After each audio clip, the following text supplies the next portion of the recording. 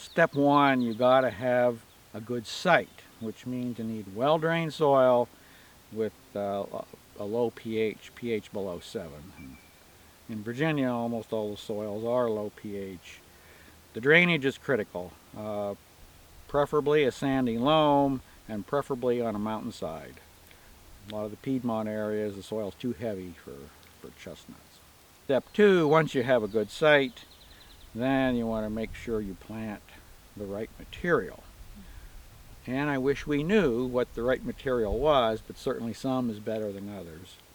And at the moment, I think the best thing to plant is Chinese seedlings from known good parents. And even if you have Chinese chestnuts in your local area that are doing really well, you could plant seeds from them.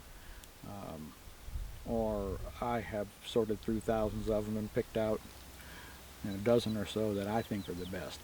That's what I plant seeds from. Chestnuts need to grow in the open, so you got to have a field. Ultimately, we harvest from the ground, whether it's hand harvest or machine harvest, so it's important that the orchard floor be as smooth as possible. Chestnuts are mountainside trees, so they like to grow on slopes, but slopes are a little bit difficult to manage from an agricultural standpoint. So I think if we can first choose a site, ideally it has a 5 to 10% slope. It could be steeper than that. The chestnuts are happy, as long as your equipment and people are happy.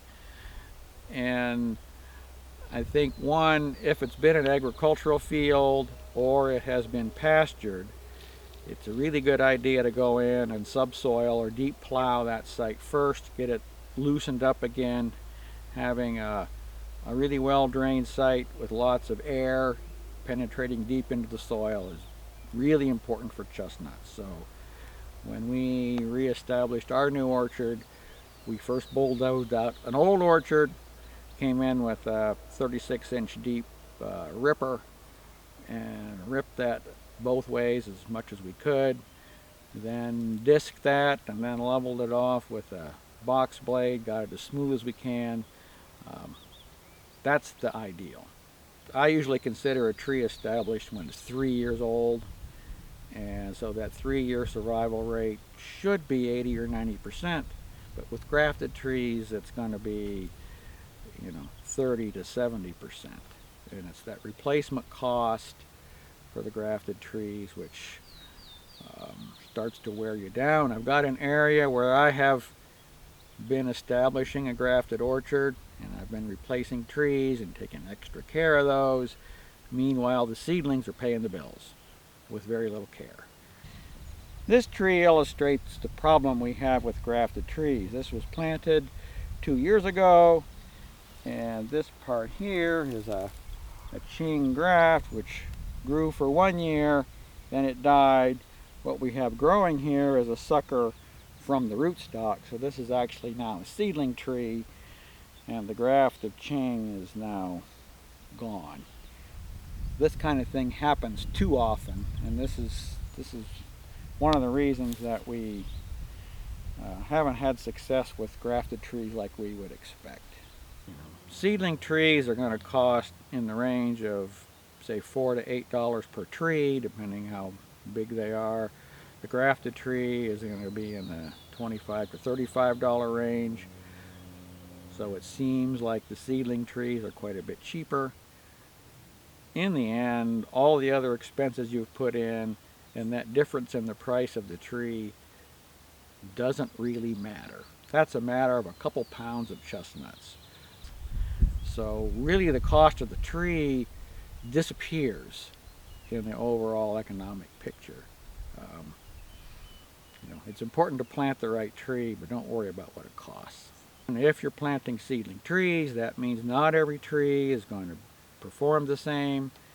If you plant 20 by 40, that gives you the option to remove some of the poorer performing trees without losing overall production per acre.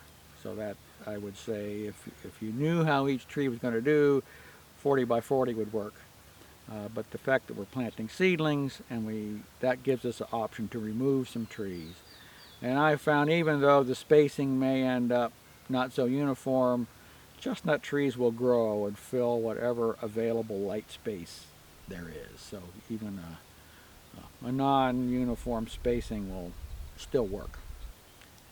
And it is also important to put other inputs like weed control, fertilizer, and irrigation. Permanent irrigation is something that I think probably would pay if it's available. But I would also say that in that first 3-year establishment, if you don't have permanent irrigation, you'll certainly have to haul water to the trees just to get them established. Best irrigated chestnut trees that I've seen have been at the University of Missouri. I believe they have a drip system there.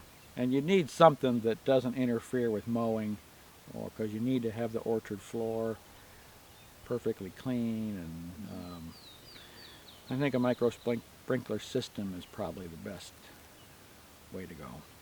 Deer is a really big problem. I think maybe the thing that costs us the most. With deer populations doing what they're doing now, I think it's almost needs to be considered as part of the establishment cost to put a deer fence around. And of course, 8-foot high woven wire is the kind of the gold standard for deer fences. People have tried cheaper alternatives, but I think over the long haul, the 30-year cost, the 8-foot high woven wire is the most economical.